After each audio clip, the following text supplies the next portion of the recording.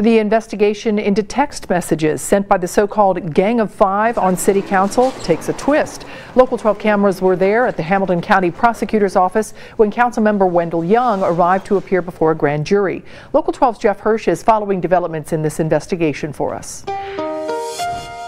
It was extraordinary. A member of Cincinnati City Council showing up under subpoena to testify before a grand jury. Wendell, would you like to say anything before you go in? No, thank you, though. At issue, the so-called Gang of Five text message saga. 5 Democratic members of council exchanged texts earlier this year about city business. That's a potential violation of the state's open meetings law. There's more. The conservative activist who filed a lawsuit in this case claims Wendell Young deleted text messages and says Tamaya Dennard claimed to have dropped her phone in a pool. No comment today from Dennard.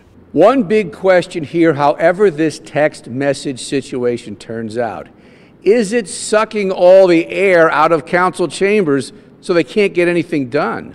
Council members I talked with said no, but said keeping public business public is critical.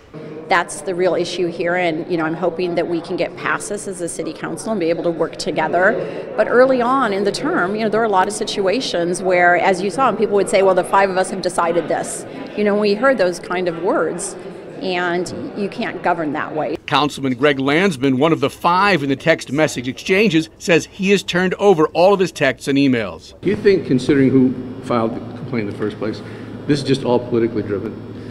I believe that it's absolutely politically driven. That doesn't mean that people didn't make mistakes. That doesn't mean that I didn't make a mistake. I mean, I said when it happened, it was a mistake.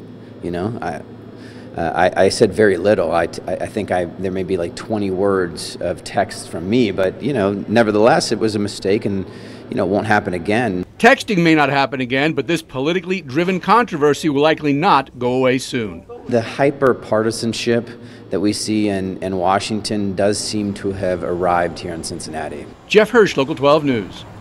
Greg Landsman also confirms that he received a subpoena. No comment from Tamaya Dennard, and we were unable to reach Chris Seelbach.